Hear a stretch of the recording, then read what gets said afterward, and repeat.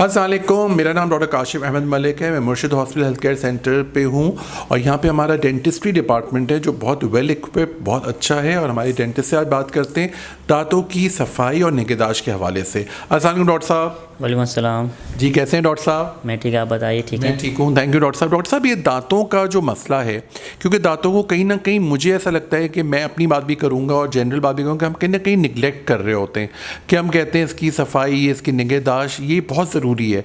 और आप हमारे व्यूवर्स को, हमारे लोगों को बताएंगे तो और अच्छी तरह उनको समझ में आएगा।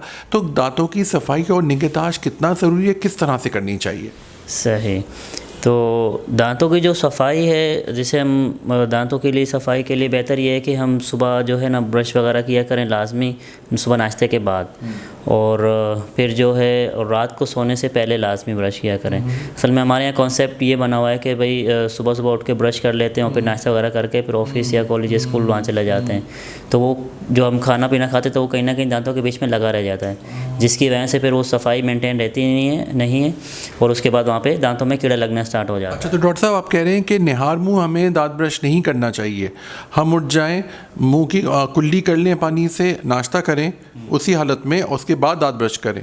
तो आप देख सकते हैं व्यूवर्स, ये बड़ा अच्छा इंपॉर्टेंट पॉइंट डॉक्टर साहब ने बताया, क्योंकि वाकई ये बात तो सही कि नाश्ते के बाद जो हमारी दांतों में चीज़ें रह जाती हैं, फंस जाती हैं, कैविटी का बाइस बन सकती हैं। तो ये एक बहुत अच्छा पॉइंट आपने बताया।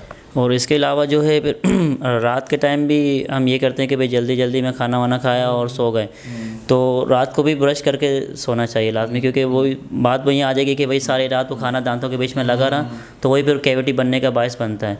और अक्सर ये है कि फिर वो पेशेंट जो है सेंसिटिविटी की तरफ जाते हैं या वो पेन की तरफ जाते हैं, तो मसले फिर आगे बहुत बढ़ जाते हैं फिर। ठीक है। अच्छा डॉक्टर साहब, एक चीज़ पे लोग बड़े परेशान होते हैं, दांत की पीलाहट और दांतों में कीड़ा लगना, ये जो कि बहुत कॉमन है, आपके पास आते होंगे। तो इससे किस तरह से बचा जाए या कम किस तरह से कर सकते हैं? दांतों की पिलाहट से मतलब बचना इस तरह है कि पहले तो हम देखें कि दांतों की पिलाहट आती किस वजह से।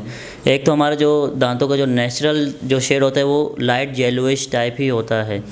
अक्सर हम ये देखते हैं कि भाई मूवीज़ में एक्टर्स होते हैं, उनके दांत बहुत ही ज़्यादा वाइट नज़र आ रहे होते हैं, तो उसे हम देख के फिर ऐसा से कम तरीके थोड़ा शिकार हो जाते हैं कि भाई हमारे दांत इस तरह क्यों नहीं है। तो उनके जो दांत होते हैं वो तो जो है ना हॉलीवुड स्माइल होती है, उन्होंने वीनियरिंग कराई हुई होती है, आर्टिफिशियल क्राउन वगैरह लगाए हुए होते हैं। जैसे जो नॉर्मल जो लोग होते हैं उनके जो जैसे आप हैं, मैं हूँ, तो हमारे दांत जो है हल्के से लाइट येलोइश ही होते हैं। अच्छा, अब दूसरी बात ये है कि कुछ पेशेंट जो कहते हैं कि भाई हमारे दांत जो है ज़्यादा पीले हो जाते हैं, तो वो उनका जो है ना लाइफस्टाइल का थोड़ा सा मसला होता है। जैसे वो कॉफ़ी का इंटेक ज़्यादा होगा, या फिर वो चाय ज़्यादा पी रहे हैं, या फिर वो सिगरेट पीते हैं, या शुगरी डाइट वगैरह लेते हैं। सबसे पीलाहट का ताल्लुक। अच्छा डॉक्टर साहब, ये बात सही है कि जो डार्क लोग होते हैं तो उनके दांत वाइट होते हैं ज़्यादा? डार्क लोगों का ये है कि उस कम्प्लेक्शन वाइज होता है ना, जैसे वो थोड़े से डार्क टैन कलर है होगा उनका, तो फिर वो दांत जो थोड़े से वाइटिश नज़र आएंगे, वो कंट्रास्ट कलर कंट्रास्ट होता है, ये वजह है, वरना कलर वही होता है। अच्छा डॉक्टर साहब, एक बहुत प्रॉब्लम है, कीड़ा लग जाता है बच्चों को। आई डोंट नो, लोग प्यार में सिर्फ स्वीट्स दे रहे होते हैं। और मैंने आजकल ट्रेंड भी देखा है कि ज़माने में ट्रेंड था, जो आप लोगों को भी पता होगा, कि लोग एक दूसरे घर फ्रूट्स ले जाते थे। अब वो क्या करते हैं, मिठाइयाँ ले जाते हैं, पेस्ट्रीज़ ले जाते हैं, शुगरी चीज़ें ले जाते हैं। तो इससे भी आपको लगता है कीड़ा लगना बढ़ गया है?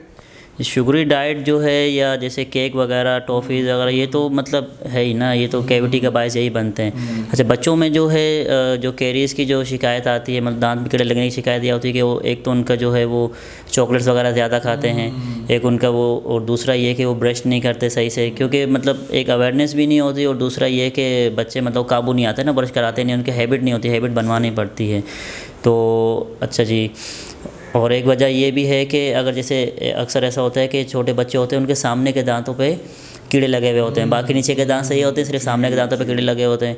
तो वो उस वजह से होते हैं कि जो बच्चे मतलब छोटे होते हैं, फीडर जो ज़्यादा पीते हैं, उसकी वजह से उन्हें वो कीड़े लगते हैं। नर्सिंग बॉटल कैरीज उन्हें कहते हैं, ये फीडर वगैरह की पीने की वजह से होते हैं, क्योंकि वो रात को फीडर पीते पीते सो जाते हैं, तो वो चीनी वाला दूध वो दांतों के साइडों पर लगा रहता है, शुगर की वजह से, और बाय द टाइम फिर वो कैविटी बनना स्टार्ट हो जाते हैं। अच्छा, ठीक है डॉक्टर साहब, बहुत बहुत शुक्रिया। डॉक्टर साहब ने बड़ी अच्छी मुफीद हमें मशवरे दिए। याद रखिएगा, एक पॉइंट जो आपको ले जाना है वो इंपॉर्टेंट ये कि सुबह निहार मुँह दांत ब्रश ना करें, सुबह उठ के कुल्ली करके आपने नाश्ता किया, नाश्ते के बाद दांत ब्रश करें। ये डॉक्टर साहब ने बड़ी अच्छी बात की, मैं खुद भी इस बात को अपनाऊंगा, बिकॉज मैं खुद निहार मुँह दांत ब्रश कर लेता हूँ। लेकिन ये कि रात में सोने से पहले ज़रूर दांत ब्रश करने हैं आपको, ताकि आपके दांत महफूज रहें।